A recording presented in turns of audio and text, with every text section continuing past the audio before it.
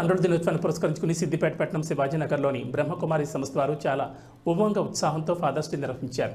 ఈ కార్యక్రమంలో సంస్థ నిర్వాహకురాలు వికే భవానీ మాట్లాడుతూ తండ్రి కుటుంబానికి పునాది మరియు వెన్నెముక లాంటి వారని, తాను అన్ని త్యాగం చేసి పిల్లల కోసమే కష్టపడుతూ పిల్లలను తనకంటే ఉన్నతంగా ఎదగాలని తాపత్రయపడుతూ బాధని తన మనసులో దాచుకుని బయటకు మాత్రం గంభీరంగా కనిపించి నిజమైన హీరో అని, తల్లిదండ్రులను గౌరవించి పూజించే సాంప్రదాయం మన సనాతన ధర్మంలో ఆది నుండి ఉందని మరియు అందరికీ గాడ్ ఫాదర్ పరంపిత శివ పరమాత్మ తండ్రులకు తండ్రి, అడగకుండానే అన్ని ఇచ్చినటువంటి దాత పరమాత్మను సదా స్మృతి చేస్తూ ఉండాలని తెలిపారు.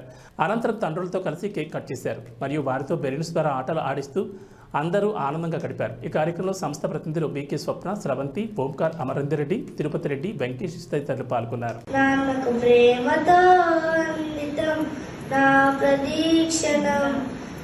ఏ దారిలో వెళ్ళినా ఏ అడ్డునన్నాపినా నీ వెంట నేనున్నాను, నేనను నడిపించిన నాన్నకు ప్రేమతో, నాన్నకు ప్రేమతో, నాన్నకు ప్రేమతో అందితం నా ప్రదీక్షణం.